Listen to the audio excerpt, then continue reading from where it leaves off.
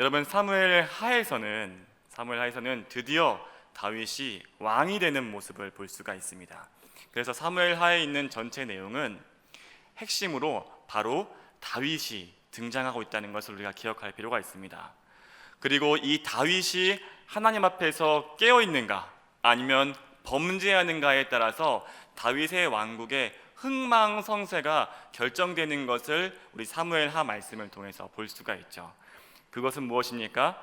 결국에 우리 한 신앙인의 영성이 가정 그리고 그 너머의 사회, 국가까지 영향을 끼친다는 것을 우리 사무엘하 말씀을 통해서 배울 수가 있는 것입니다. 우리 어른 세대들의 영성도 대한민국에 많은 영향을 끼쳐왔던 것 같습니다. 특별히 저는 우리 어른 세대를 묵상하면서 꼭 우리 어른들이 다윗 같다라는 생각을 해봤습니다. 왜냐하면 다윗이 아주 어릴 때 보잘것없는 양치기일 때 하나님이 그 기름을 붓지 않으셨습니까? 마찬가지로 우리 어른들이 어리셨을 때에는 참 보잘것없고 작았고, 근데 하나님께서 복을 주셔서 마치 다윗 왕국을 만들고 그 나라를 영화롭게 했던 것처럼 우리 어른들이 이 대한민국을 이렇게 크게 영화롭게 하는 그 모습이 마치 다윗과 비슷하다, 이런 생각을 해보았습니다. 여러분은 마음속으로 얼마나 동의하시는지 모르겠습니다. 근데 사무엘하 말씀을 통해서 살펴보겠지만 이 다윗의 영성이 다윗 왕국의 영광이 되고, 또 다윗의 실수가 이 다윗 왕국의 마지막 그 분쟁의 씨앗이 되는 모습까지도 살펴볼 수 있습니다. 그래서 오늘 이 사무엘하, 특별히 다윗 언약을 통해서 우리의 삶과 또 우리 대한민국 공동체가 어느 길로 나아가야 되는지 함께 살펴보도록 하겠습니다. 오늘 사무엘하 말씀은 선지자 나단을 통해서 다윗에게 하나님이 약속해 주시는 이 말씀들입니다. 사무엘하 7장 8절에서 11절까지의 말씀, 저와 여러분이 한 절씩 교독하도록 하겠습니다. 제가 먼저 읽습니다. 그러므로 이제 내 종 다윗에게 이와 같이 말하라. 만군의 여호와께서 이와 같이 말씀하시기를, 내가 너를 목장 곧 양을 따르는 데에서 데려다가 내 백성 이스라엘의 주권자로 삼고,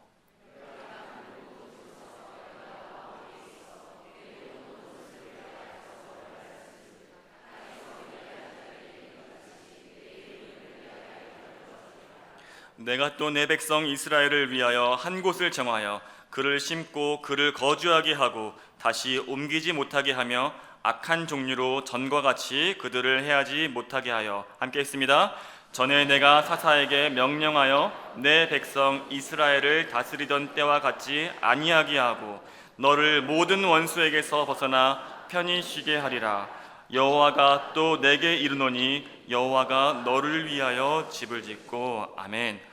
오늘 말씀을 살펴보니까 하나님께서 다윗에게 너를 그 주권자가 되게 할 것이다, 이렇게 말씀하시고, 너를 이 땅의 위대한 자들처럼 그 이름을 위대하게 해주겠다 약속하십니다.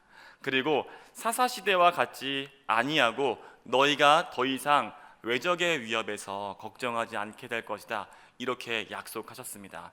실제로 이 다윗이 이 약속을 받고 승승장구하는 모습을 볼 수 있습니다. 그리고 이 말씀이 다윗의 삶 가운데 이루어진 줄로 믿습니다. 여러분, 이 다윗의 삶이 제가 서두에 우리 어른들의 삶과 굉장히 닮았다라고 말씀하지 않았습니까? 하나님께서 다윗이 별로 볼 것 없을 때 기름을 부으시고 그를 택하셨습니다. 마찬가지로 하나님께서 우리 민족이 참 연약하였을 때, 그때 우리 민족을 택하시고 축복해 주셨습니다. 우리가 맨 처음에 이 기독교 복음을 받아들일 때 세계사회에서 정말 유례 없이 복음을 받아들인 민족입니다.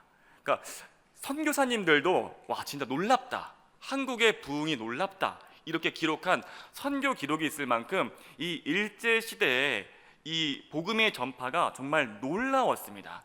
왜냐하면은 그때 의지할 것이 하나님밖에 없었기 때문에 그렇습니다. 일본 그 군들은 쳐들어왔고 먹을 것은 없고, 그때 하나님밖에 의지할 것이 없어서 그때 하나님께 그렇게 간구했던 겁니다. 그래서 우리의 어머니, 아버지 또 그리고 우리 할머니, 할아버지의 이 세대가 하나님께 매달렸고 기도했습니다. 근데 하나님께서 그 기도를 들어주신 줄로 믿습니다. 왜냐하면은 한국이 그때부터 오늘 말씀했던 이 다윗의 언약에 나타나 있던 이러한 축복들이 날로 날로 이루어지는 것을 역사 속에서 경험했기 때문입니다. 아마 이 우리 한국에 있는 초창기의 교인들에게 우리나라가 하나님께 복을 받아가지고 저기 유럽에 있는 나라보다 잘 살게 될 겁니다 라고 말하면은 못 믿었을 겁니다. 그렇죠? 그리고 지금 일본보다 나중에 잘 살게 될 겁니다 라고 하면은 믿기 힘들었겠죠. 근데 지금 실제로 어떻습니까? 우리나라가 세계에서 10위권 안에 드는 경제 강국이 되었습니다. 정말로 그 위대한, 이 땅의 위대한 나라들처럼 그 이름을 함께하게 되었습니다. 그리고 우리가 사사시대처럼 더 이상 침략을 걱정하지 않는 그런 나라가 되었습니다. 요즘에 이 뉴스에서 이 북쪽에서 이렇게 풍선이 자꾸 넘어오더라고요. 네, 풍선이 넘어옵니다. 해가지고 걱정하시는 분도 또 많으실 텐데, 여러분, 전 역설적으로 그 풍선에 쓰레기를 담아서 막 보내지 않습니까? 그걸 보면서 북한이 두려운가 보다, 이 생각을 역설적으로 합니다. 여러분, 왜 풍선에 넣어가지고 이렇게 시한폭탄을 넣어서 보낼 수도 있지 않겠습니까? 근데 왜 거기에 폭탄을 안 넣겠습니까? 진짜 폭탄을 넣어서 전쟁이 나면은 자기들이 질 거를 알고 있는 겁니다. 네, 그러니까 유치하게 거기에 쓰레기를 넣어가지고 이렇게 공격을 하는 겁니다. 그러니까 그것을 볼 때에도 우리나라 국력이 진짜 강해졌구나. 불과 100년 사이에 전쟁이 2번 있었습니다. 전쟁이 멀지 않습니다. 그런데 우리나라가 이렇게 강해진 것입니다.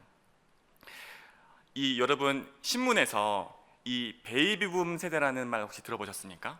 베이비붐 세대, 영어여서 좀 낯서실 수 있는데, 이 6.25 전쟁 이후에 이 사람들이 많이 죽었으니까 그때부터 생명을 많이 낳아서 그때 이게 인구들이 굉장히 많이 늘어났던 그 세대입니다.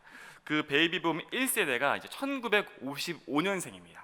그래가지고 이제 베이비붐 1세대 뭐 이렇게 하는데, 아마 올해 70세 연세이신 분이 아마 그 베이비붐 1세대일 겁니다. 그때 그 1955년도에 태어났을 때 대한민국의 1인당 국민 소득이 1년간에 60달러였습니다. 60달러. 그러면은 지금 화폐로 됐을 때 대략 10만 원 정도의 이 화폐를 1년 동안 벌었던 겁니다. 그러니까 너무나 가난했던 거죠. 먹고 살 것이 없었던 그 세대 때 태어난 겁니다. 그런데 이 55년생이 직장에 들어가기 시작할 23살 무렵 1977년에 1000달러를 돌파합니다. 아무도 놀라지 않으시는데, 여러분이 놀라지 않으시면 제가 놀랍니다. 그러니까 60달러였는데 직장 생활할 때는 1000달러인 겁니다. 지금 확 늘었죠. 그리고 이분들이 40세 때에는 1만 달러를 돌파합니다. 뭔가 이렇게 좀 이렇게 놀라야 될 것 같은데 눈치를 보고 계십니다. 그리고 이분들이 이제 은퇴할 시기 63세 가량에는 3만 달러를 돌파했습니다. 이거 여러분 굉장한 겁니다. 이거 세계에 이렇게 빠른 경제 발전은 없습니다. 그러니까 한 세대가 태어났을 때 60달러에 찢어지게 가난한 세대에서 태어났는데 은퇴할 때에는 3만 달러를 돌파한 겁니다. 세계의 10위권 안에 드는 강국이 되었던 거죠. 요즘에는 뭐 후진국이라는 말은 잘 안 씁니다. 근데 좀 양해해 주시면 좋겠습니다. 그러니까 이 55년생들이 후진국에서 태어나서 중진국에서 살아가다가 선진국에서 은퇴를 하신 겁니다. 참 놀랍지 않습니까? 저만 좀 놀란 것 같기도 하고. 근데 이 놀라운 세대를 제가 이제 교회에서 같이 신앙생활했던 그런 경험이 있습니다. 저는 지금은 청년 목회를 하고 있지만 전에 교회에서는 작년 이 교구 사역을 한 4, 5년가량 이렇게 했습니다. 그러면 그 어르신들과 함께 이야기 나누면 이 어르신들이 자주 하시는 말씀이 있었습니다. 뭐였을까요? 그땐 전도사였으니까 전사님 하면 됩니다 이랬어요. 하면 됩니다. 해봤어요? 노력하면 다 됩니다. 안 되는 게 어디 있습니까? 이랬어요. 왜냐면은 그 세대에서는 실제로 하면 다 됐던 거예요. 진짜 허 벌판에다가 우리가 꿈을 가지고 공장 세우고 잘 살아보자 하면 정말 그렇게 됐던 겁니다. 그래서 그분들이 하면 됩니다, 이런 말씀을 되게 자주 하셨습니다. 그리고 나서 이어지는 말씀이 요즘 세대는 근데 너무 나약하다, 이거를 이렇게 말씀하셨어요. 왜냐면은 저도 공감이 됩니다. 왜냐면 그분들이 태어날 때 1인당 국민소득이 몇 달러였어요? 60달러. 먹을 것이 없는 세대였잖아요. 근데 은퇴할 때는 몇 달러였어요? 3만 달러. 세계에서 최고의 선진국을 만들었잖아요. 그러니까 우리는 이렇게 없는 때도 해냈는데 요즘 세대들이 부족한 게 뭐가 있냐 이러면서 레파토리를 이렇게 이어가십니다. 신방하면 그런 얘기 자주 들었습니다. 그때 자주 하셨던 게 내가 국민학교 때, 소학교 때 막 이렇게 얘기하시면서 학교를 가려면은 뛰어갔다. 몇 킬로미터다? 아니죠. 그때 뭐니까? 리를 뛰어갔다. 보통 10리입니다. 보통 10리를 내가 뛰어다녔다. 근데 요즘 세대는 이렇게 하면서 이렇게 이야기를 하셨던 거죠. 제 생각에 아마도 다윗도 솔로몬에게 요즘 세대는 나약하다는 말을 했을 것 같습니다. 왜냐하면은 다윗이 너무 힘들게 컸잖아요. 그리고 아무것도 없을 때 왕이 되었고 이스라엘을 강하게 했지 않습니까? 그러니까 이렇게 약해 보였던 거죠. 그래서 제가 어른들이랑 같이 이야기를 해보면은 어른들의 영성의 특징이 어떤 외부적인 어떤 이렇게 외부로 에너지가 향한다라는 느낌을 되게 많이 받았습니다. 그게 뭐냐면은 우리 어르신들이 이렇게 자랄 때 이 세상과 싸워서 이겨야 했던 거예요. 그 세상이 험하니까. 특별히 북쪽에는 지금 전쟁이 벌어지고 휴전 상태잖아요. 그러니까 국방력을 키워야 이런 비극이 다시 일어나지 않을 것이다 하고 외부로 이렇게 에너지를 돌렸고, 또 그 시대가 가난했잖아요. 그러니까 우리 가족을 지키려면 이 가난을 이겨내야 했던 거죠. 그러니까 열심히 일을 하셨던 거죠. 그래서 교회에서, 심지어 교회에서도 신앙생활을 할 때 잘하는 게 뭐였습니까? 이게 외부적으로 공동체에서 인정받는 거, 그거를 되게 중요하게 생각하셨습니다. 특별히 교회에서 그래서 직분받는 거, 그럼 내가 잘하고 있구나, 이렇게 생각하셨다는 겁니다. 그런데 사람이 모두가 완벽할 수 없죠. 그래서 명이 있으면 암이 있죠. 빛이 있으면 어둠이 있죠. 우리 어른 세대가 다 잘하셨지만 특별히 부족했던 부분은 무엇이었을까요? 밖을 보느라 안을 살필 수 있는 기회는 조금 부족했던 것 같습니다. 그래서 제가 잊혀지지 않는 예화가 있는데, 제가 박재필 목사님께 들었는지 아니면 다른 목사님께 들었는지 제가 기억은 잘 나지 않습니다. 근데 그 목사님이 권사님들을 데리고 기도원에 갔다고 합니다. 기도원에 그렇게 갔습니다. 여러분, 기도원에 가면은 기도 열심히 합니까? 아니면 그냥 설렁설렁 합니까? 그죠? 맞죠? 지금 나왔죠? 열심히 한다고 하지 않습니까? 그냥 열심히 하는 게 아니라 열심히 합니다. 그렇죠. 그래가지고 기도하고 막 눈물 흘리고 간구하고, 그때 기도하던 걸 보면 지금 기도는 진짜 나약하죠. 그렇죠. 그래가지고 산기도 한다 하면은 뭐는 뽑고 옵니까? 풀 뽑고 옵니까? 아주 나무는 뽑고 온다. 이런 열심이 있었던 거예요. 그래가지고 목사님이 그렇게 가지고 권사님들과 함께 열심히 기도했던 겁니다. 열심히. 그리고 이제 산에서 내려오는 거죠. 보통 기도원이 이렇게 산에 있었으니까 내려오는데, 그 회개하고 눈물을 흘리시던 그 권사님이 남의 깻잎밭에서 깻잎서리를 그렇게 하더라는 겁니다. 그래서 그 목사님 충격을 받았대요. 이게 뭘까? 이렇게 방금 전까지 기도하시고 눈물을 흘리시다 보니 깻잎을 남의 밭에서 합니까? 서리를 어떻게 합니까? 그냥 합니까? 아니죠. 열심히 그냥 깻잎서리를 하는 거죠. 다 따버리는 겁니다. 자기 주인처럼. 그러니까 그 시대에 뭡니까? 안타까운 게 기도와 내 영성이 연결이 안 됐던 거예요. 근데 왜냐하면 이해는 되죠. 여러분, 이게 이해는 됩니다. 왜냐하면은 그 시대에 삶의 문제가 너무 심각했던 거예요. 내 자녀가 죽어가는데 병원 갈 돈이 없는 겁니다. 그러면 어떻게 해야 돼요? 하나님 자체를 바라보는 게 아니라, 하나님 이 병 고쳐주세요. 기도 응답받는 게 중요한 겁니다. 충분히 우리가 이해가 되죠. 그래서 실제로 응답받았던 세대입니다. 그게 간증이 많은 세대잖아요. 그런데 명이 있으면 암이 있다고 했죠. 그렇게 외부에 있는 문제에 몰입하다 보니까 정작 나를 돌아볼 수 있는 기회가 적었다는 겁니다. 그래서 열심히 신앙생활을 했어요. 그래가지고 교회 공동체에서 직분도 받았습니다. 봉사했어요. 그런데 우리 교회의 큰 고민이죠. 중직자들의 자녀가 신앙을 계승하지를 못하고 있습니다. 우리 통계 조사를 해보죠. 그 자녀들에게. 그럼 그 원인 1위가 뭡니까? 엄마 아빠의 삶이 교회와 집이 같다 다르다는 겁니다. 왜 그렇습니까? 교회에서 인정받았고 신앙생활 열심히 했었지만, 그래서 교회를 섬겼고 세상을 변화시켰지만 정작 가장 중요한 나는 바꾸지 못한 겁니다. 이게 어른들의 품는 가장 어려움이었어요. 그래서 제가 이 작년 사역했다고 하지 않습니까?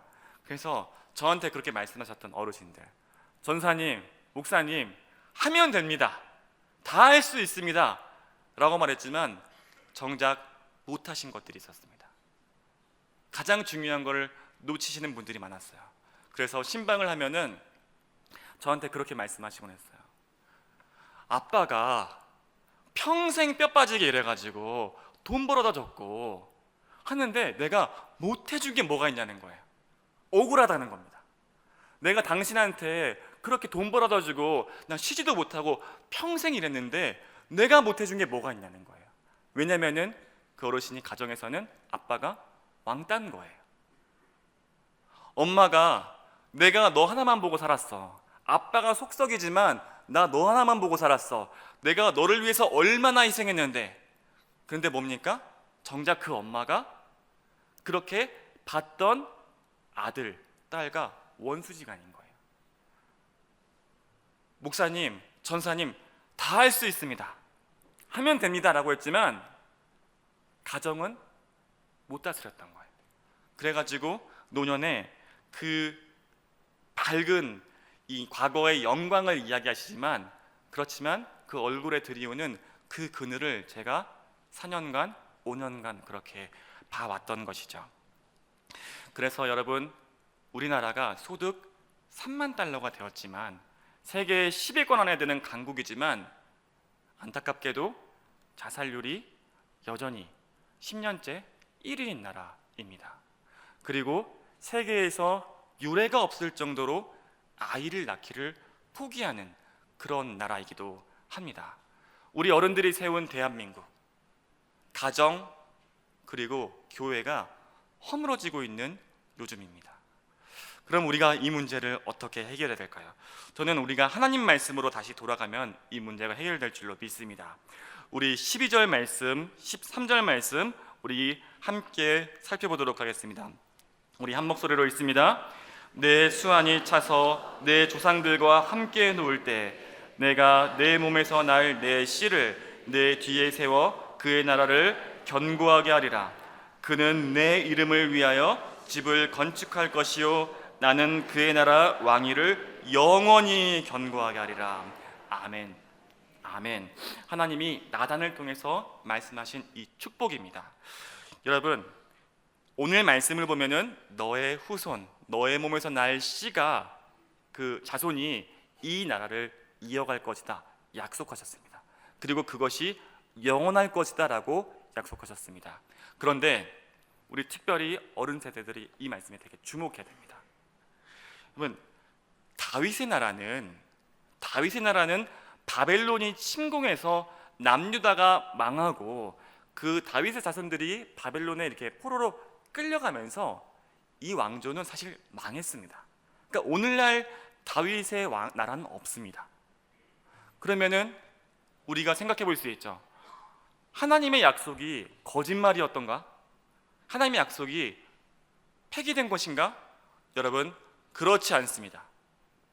여러분, 다윗의 자손 예수 그리스도의 나라는 지금도 영원히 이어지고 있는 줄 믿습니다. 지금 이 순간 다윗의 나라 예수 그리스도의, 다윗의 자손 예수 그리스도의 이 나라가 지금도 영원히 이어지고 있고 우리가 그 나라에 그 계승하는 그 자녀들인 줄 믿습니다. 여러분, 그렇다면 우리가 중요하게 생각할 필요가 있습니다. 이 다윗의 언약은 이 땅에서 잘 먹고 잘 사는 부귀영화에 대한 것이 아닙니다. 우리가 본질을 놓칠 수 있습니다. 여러분, 영적으로 굉장히 우리가 중요하게 생각할 지점인데, 다윗의 나라가 축복을 받았던 이유는 장차올 예수 그리스도의 영원한 나라를 품고 있었기 때문입니다. 그래서 사무엘하를 여러분들이 자세히 읽어보시면은 다윗이 하나님의 말씀에 가까이 가고 이 예수 그리스도의 그 영원한 나라를 이렇게 가까이 할 때 그 나라가 잘 되는 것을 볼 수 있습니다. 그렇지만 다윗이 하나님을 떠나면은 그 나라의 명운이 이렇게 쇠락하는 것을 볼 수가 있습니다. 여러분, 이것은 무엇입니까? 우리 대한민국이 특별히 그렇게 축복을 받은 이유가 하나님을 믿고 순수한 마음으로 나아갔었기 때문이라고 그렇게 믿음으로 고백하신다면은 다시금 이 대한민국에 있는 이 그늘이 나의 죄 때문은 아닌가 우리가 진지하게 성찰하고 다시 이 복음의 그 빛 앞으로, 그 복 앞으로 나아가야 되는 줄 믿습니다. 우리가 쉽게 한번 얘기해 볼까요? 요즘 청년들이 아기 안 낳는다고 합니다. 다들 걱정하시죠? 제가 그러면은 그 다음 세대로서 약간 솔직하게 한번 이야기해 볼까요? 왜 자녀들이 아기를 낳지 않을까요? 나약해서 그래 이러면은 뭐 할 말이 없습니다. 그거는 뭐 할 말이 없습니다. 여러분보다 이렇게 강한 세대는 사실 거의 없으니까. 근데 왜 그런가? 어른 세대에서 부동산을 싹 쓸어 간 겁니다. 그래가지고 부동산이 뻥튀기가 된 겁니다. 그러니까 대학 가고 직장 잡고 그리고 거기서 이 기반 마련하려고 이렇게 집 준비하고 이러다 보면 홍기 놓치죠. 그리고 아이 낳을 수 있는 여유가 없는 겁니다. 아, 이거는 어렵겠다. 글렀다. 이러면서 아이 낳기를 포기하는 거죠. 아마 여러분 중에서 그런 마음 품고 있는 분이 있을 겁니다. 우리 때는 그 사글세 빵에서 시작했는데 요즘 세대 그냥 나약해가지고 그렇다. 근데 여러분, 옛날에는 사글세 빵에서 그렇게 시작해도 흉이 아니었습니다. 왜냐면 다 어려웠으니까요. 근데 우리 자녀 키울 때 어떻게 키웠습니까? 너가 교회에서도 너가 저 집사님 자녀보다는 잘 살아야 돼. 계속해서 비교의식을 넣었잖아요. 너가 내 얼굴에 먹칠하지 않으려면 좋은 대학 가야 돼. 계속해서 이 비교하는 마음들을 세워줬잖아요. 그러니까 이 세대 마음 가운데에도 내가 남들보다 뒤처지는 모습으로는 시작도 하고 싶지 않은 겁니다. 현실에서는 이 현실을 이기기가 너무 어려운 거예요. 그러니까 어떻게 합니까? 포기해버리는 거예요. 그렇지 않습니까? 왜 그렇습니까? 네 자식이지만 너가 창피하다. 이런 마음의 그 메시지들이 청년들의 마음에 이렇게 남아있는 겁니다. 그래서 제가 교회에서 그렇게 보면서 어른들이 관심 가지고 있는 것을 보았는데 그것이 세습하는 거였습니다. 그래서 제가 많이 실망했던 것 같아요. 내가 악착같이 벌었던 이 돈을 자식한테 세습해야겠다. 부를 세습해야겠다. 그리고 내가 이 자식을 위해서 내 학력을 세습해야겠다. 그러니까 너 예배 나오지 마. 시험 기간엔 공부해. 그러면 하나님이 너한테 축복 주실 거야. 괜찮아. 이러면서 가르쳤던 겁니다. 근데 요즘에는 심지어 어떻게 합니까? 교회도 세습한다고 합니다. 사업체처럼. 왜 그렇습니까? 내가 했다는 겁니다. 내 힘으로 읽은 겁니다. 하나님께서 주셨던 축복이라는 그 고백은 이제 잃어버린 겁니다. 내가 한 거를 내가 알아서 할 거야. 그때 다윗 왕국이 넘어지기 시작했습니다. 그리고 대한민국이 넘어지기 시작하고 있는 것이죠. 그래서 많은 세대들이 어떻게 이야기했습니까? 세상에서 교회도 하나님 믿는 크리스찬들도 세상이랑 똑같구나 한 겁니다. 그거를 본 겁니다. 그래서 저건 그냥 종교고 진짜 하나님은 없구나 이렇게 마음속에 생각을 했던 겁니다. 우리가 그러면은 이 상황을 어떻게 이겨야 할까요?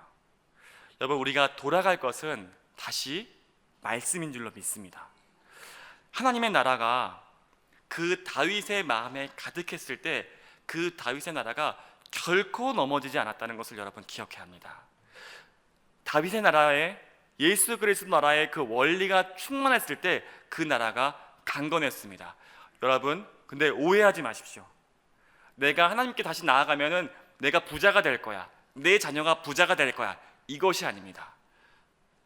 우리가 순수한 마음으로 하나님께 기도했을 때 우리 어른들, 가난했지만 배운 것이 없었지만 순수한 마음으로 기도했을 때 그 삶이 주님 안에서 온전했습니다.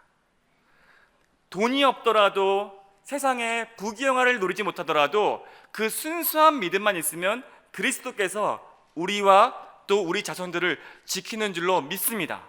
근데 어느 순간 돈이 너를 지켜줄 것이다, 명예가 너를 지켜주실 것이다, 이렇게 착각하고 우리가 잘못된 것을, 우상을 숭배하기 시작했을 때 우리가 넘어지기 시작했던 거죠.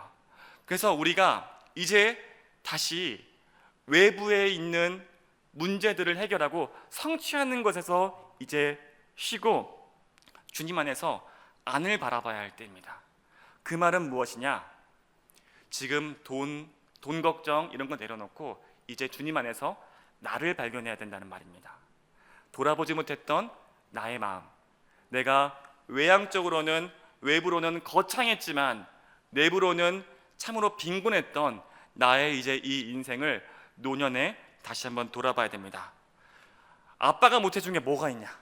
내가 당신한테 뼈가 빠지게 일해서 돈을 갖다 줬는데 못해준 게 뭐가 있냐?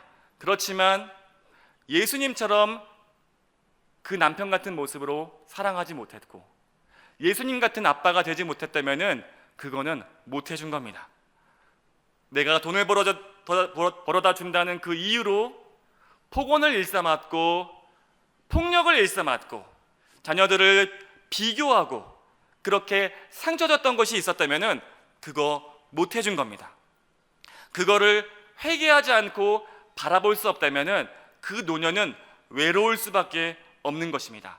다시 내가 그 복음으로 돌아가야 됩니다. 내가 너한테 못해준 게 뭐가 있냐? 너만 바라보며 살았다. 하지만 그 바라본 것은 사실은 우상 숭배였고 끊임없이 상처를 주는 그것이었다는 것을 우리가 다시금 생각해 볼 필요가 있습니다. 그리고 그것이 아니라면은 다시금 우리가 돌이켜야 하는 것이죠. 그래서 우리가 주님 안에서 나를 발견해야 됩니다. 특별히 내가 자격 없을 때 사랑받았다라는 것을 기억해야 합니다. 다윗도 그랬고 우리 어머니, 아버지도 그랬고 그리고 이 자리에 앉아있는 많은 성도님들도 그러했습니다.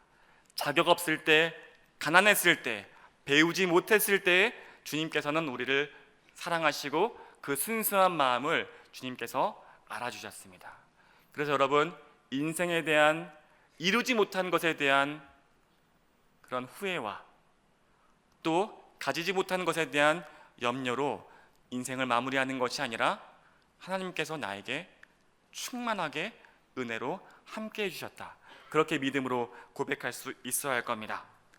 그리고 여러분, 이제 그리고 옆에 있는 사람들을 여러분들이 살피고 그분들을 돌볼 수 있어야 됩니다. 그래서 우리에게 조금 어려울 수 있는데 그 옆에 있는 가족들을 이제 돌아볼 수 있어야 됩니다.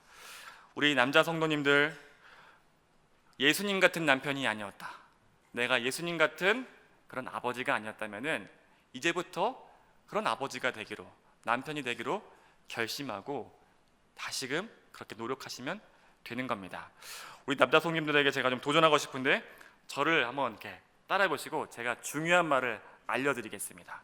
한번 잘 배워가지고 가정에 가가지고 예수님께서 알려주신 그런 따뜻한 사랑의 말들을 해주셨으면 좋겠습니다. 잘하실 수 있죠? 남자들이 이렇게 약간 힘이 없습니다. 세상은 바꿨는데 입이 안 떨어지나 봅니다. 어쨌든 믿음으로 이야기합니다. 저를 한번 따라해 보세요. 부인, 이거 약합니다. 왜 안을 바라보기로 하지 않습니까? 다시, 세상을 바꾸듯이 나를 바꾸시다. 부인, 나처럼 부족한 사람이랑 살아줘서 고마워요. 미안해요. 사랑해요. 이 말을 언제 해야 됩니까? 죽기 전까지가 아니라 가급적이면은 오늘 가셔가지고 이야기하는 겁니다. 아, 그렇구나. 근데 이렇게 이야기했는데 부인이 펑펑 운다. 아, 그럼 잘못 산 겁니다. 상처를 많이 준 겁니다. 이거 별거 아니거든요. 나도 사랑해 이러면 끝나는 건데 눈물을 흘린다? 아, 그럼 내가 잘못 살았구나. 회개하시고 평생 반성하며 살아야 됩니다. 우리 여자 성도님들 그냥 지나갈 수 없죠. 여러분도 배워야 될 말이 있습니다. 저를 따라해 보세요. 남편, 나는 남편이 자랑스러워요. 아들, 나는 아들이 자랑스러워요. 딸, 나는 딸이 자랑스러워. 미안해, 고마워, 사랑해. 이 얘기를 했는데 딸이 펑펑 운다. 이러면 인생 잘못 사신 겁니다. 네, 그건 잘못 산 겁니다. 우리가 깨어있지 못했구나. 돈만 갖다 주고 살았구나. 그래서 그 마음에 상처가 많았구나. 이것에 대해서 우리가 생각해 보셨으면 좋겠습니다. 여러분, 마지막으로 이 다윗의 언약은 예수 그리스도의 나라를 물려받는 다윗에게만 주는 것이 아니라 우리 모든 성도들에게 주는 약속의 말씀입니다. 우리가 그 나라를 살잖아요. 그러면은 여러분, 특별히 오늘 말씀 읽고 묵상하시겠지만 다윗 언약에는 조건이 없습니다. 내가 뭘 하면은 이거 이루어질 거야 라는 조건이 없습니다. 하나님께서 무조건적으로 주시는 그 은혜입니다. 여러분, 그 은혜 속에서 하나님의 그 놀라운 나라를 상속하시는 여러분 되시기를 주님의 이름으로 소망합니다. 기도하겠습니다. 하나님 아버지, 참으로 감사합니다. 하나님, 이 다윗에게 주셨던 이 놀라운 축복의 언약이 우리 모두에게 주어졌던 것임을 믿음으로 고백합니다. 하나님 아버지, 그렇지만 우리가 이 언약을 받았음에도 나의 힘과 능력을 의지해서 다윗처럼 넘어졌던 그런 안타까웠던 상처들이 있음을 또한 고백합니다. 하나님 아버지, 이 말씀 앞에서 다시 회개하게 하시고 다윗처럼 다시 회개했을 때 주님께서 그 회개를 들으시고 다시 한번 그 삶과 그 나라를 회복시켰던 것처럼 하나님 아버지, 이제 그 노년의 삶에, 이 장년의 삶에 하나님의 말씀이 다시 한번 역사하는 그 같은 놀라운 은혜가 우리 청복교회 가운데 있게 하여 주시옵소서. 감사드리며 이 모든 말씀 살아계신 우리 구주 예수님의 이름으로 기도합니다. 아멘.